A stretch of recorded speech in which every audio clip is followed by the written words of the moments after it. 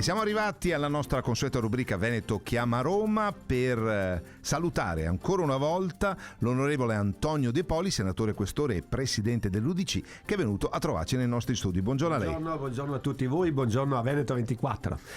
E onorevole De Poli, allora anzitutto lo ringraziamo perché praticamente è tutto il giorno in macchina da ieri.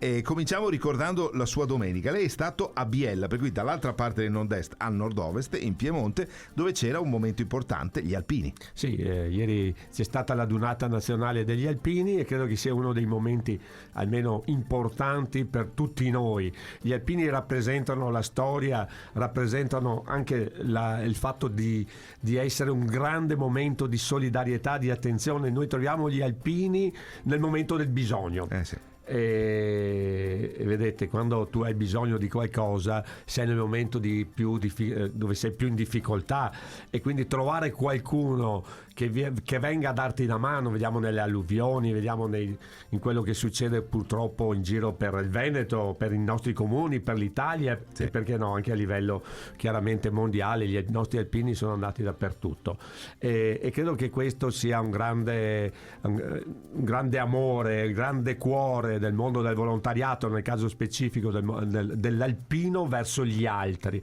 verso l'aiuto, verso il bisogno, verso la solidarietà, e credo che questo rappresenti veramente una storia, una cultura che dobbiamo tramandarla anche chiaramente alle nuove generazioni.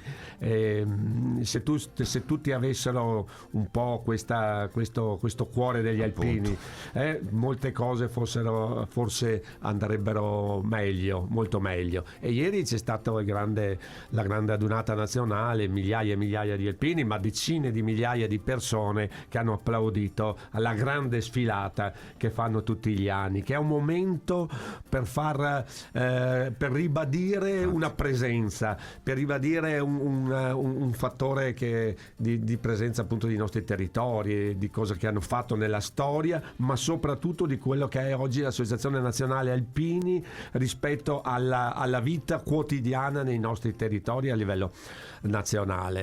Io credo che sia un grande insegnamento, dobbiamo cercare di portarlo anche ai nostri figli.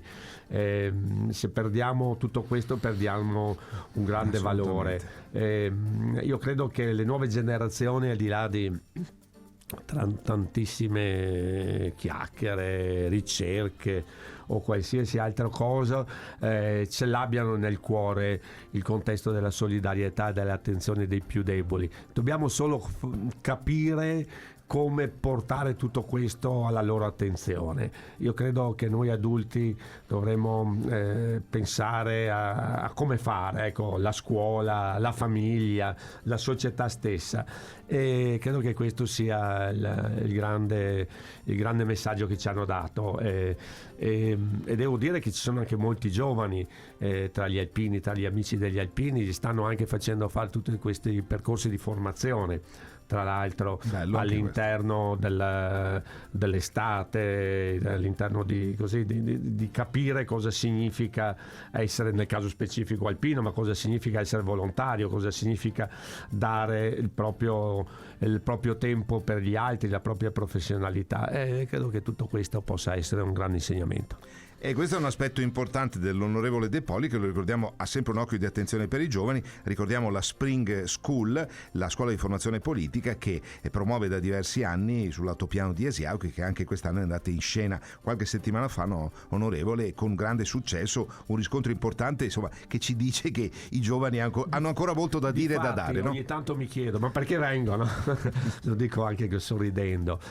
Io credo che se gli diamo qualcosa dove ci sono dei contenuti eccetera, i giovani vengono per capire, perché sono curiosi come tutti i giovani, lo eravamo anche noi e lo sono anche loro, solo che bisogna cercare di dare dei contenuti, dei temi e delle situazioni. Noi quest'anno abbiamo parlato da quelle che possono essere le problematiche, i contesti, il futuro attraverso tutta l'intelligenza artificiale, attraverso quello che possono essere il web, i nuovi sistemi di comunicazione comunicazione, no? Public speaking e molto altro, i troll all'interno dei nostri cellulari, e come si fa una campagna elettorale oggi con degli esperti, quindi anche con qualcosa di concreto, passando per il futuro dell'Europa, per i giovani, andando anche a definire quali che sono i percorsi istituzionali. Quindi abbiamo avuto parecchi relatori, ma voglio dire che è stato molto interessante, ci sono stati tantissimi giovani, più di 150 che hanno partecipato a questa scuola,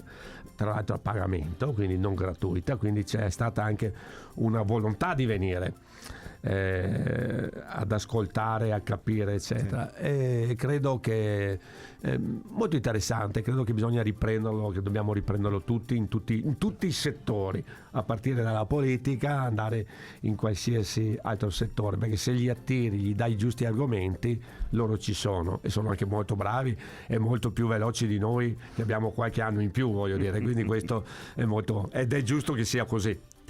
Onorevole De Poli, a proposito di politica, il fatto di questa sentenza che ha messo una pietra tombale sopra la data delle elezioni regionali, in pratica è stato confermato che andremo a votare il prossimo autunno. L'ha spiazzata, l'ha sorpresa o se l'aspettava? No, io l'ho detto molte volte che secondo me, a ragione o a torto, non voglio entrare nel merito, giuridicamente parlando non ci poteva essere il terzo mandato e votavamo in autunno. Perché questo è la legge nazionale sovraordinata rispetto a qualsiasi contesto regionale.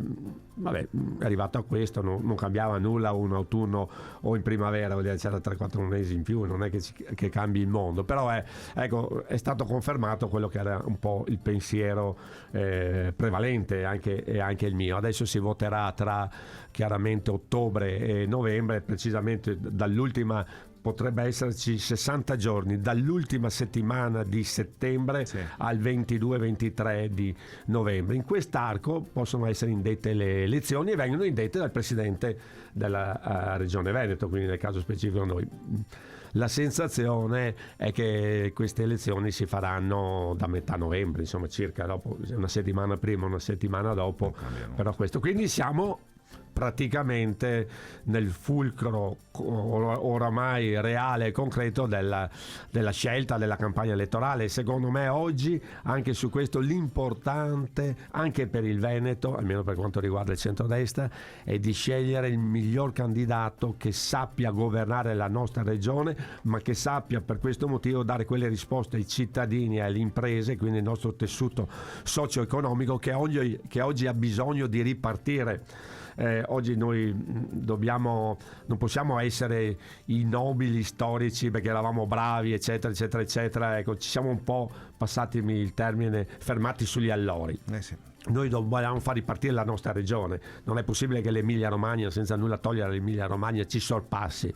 Il Veneto da sempre è storia e cultura del mondo dell'impresa, dell'artigianato, del commercio, delle politiche sociali, delle politiche sanitarie, e noi dobbiamo continuare a essere questo. Dobbiamo fare un grande piano di programmazione, quindi guardando verso il futuro, e su questo dobbiamo riprendere tutta una serie di fattori, in modo particolare questo, per mia storia, quello che riguarda il mondo della sanità, quindi e del sociale, quindi il sociosanitario, per andare a definire quello delle nostre imprese, delle infrastrutture e di tutto quello che ne consegue. È chiaro che è un piano per il futuro, non è una critica del passato, anzi Zaia ha amministrato bene, adesso dobbiamo guardare però al nostro futuro, e su questo dobbiamo prenderlo in mano, perché le sfide che abbiamo di fronte sono talmente ampie che non ci permettono di sederci. E avremo di fronte un momento di grande cambiamento, lo stiamo vedendo a livello mondiale, europeo e di conseguenza italiano e di conseguenza veneto, voglio dire, e quindi su questo dobbiamo essere pronti, se no siamo tagliati fuori, verremo tagliati fuori, e questo chiaramente non possiamo permettercelo. Dobbiamo avere la concretezza, la serietà ed essere, come sempre, come dicevano i veneti, sono bravi a lavorare e lavorano dalla mattina alla mattina, sabato e domenica compreso, oltre al lavoro, che è fondamentale, perché senza lavoro non c'è dignità. Dobbiamo avere anche la forza e la bravura di avere anche la testa e l'intelligenza da programmare per il nostro prossimo futuro. Assolutamente. Per concludere con l'onorevole Antonio De Poli, ci eravamo visti la volta precedente, era venuto a trovarci che non sapevamo ancora chi sarebbe stato il successore di Papa Francesco. Adesso c'è Robert Francis Prevost, questo americano, per la prima volta, per la quarta volta consecutiva, un Papa non italiano, ma questo è un aspetto, crediamo, assolutamente secondario. Qual è la sua valutazione, onorevole De Poli, di questo nuovo pontefice? Ma io credo che Papa Leone XIV, come si è presentato, ha parlato al cuore del mondo con parole di straordinaria profondità. Si è presentato con quella serenità che nasce da una fede matura e una visione limpida della missione della Chiesa. È stato un messaggio forte, universale, vorrei dire. Poi anche lui si è presentato anche con un sorriso, anche se si poteva vedere che era molto teso, ma ci sta, emozionato, bravo, la parola esatta è emozionato. Però il suo richiamo alla pace, al dialogo, all'incontro tra mondi e culture, quindi è proprio il fatto di costruire ponti.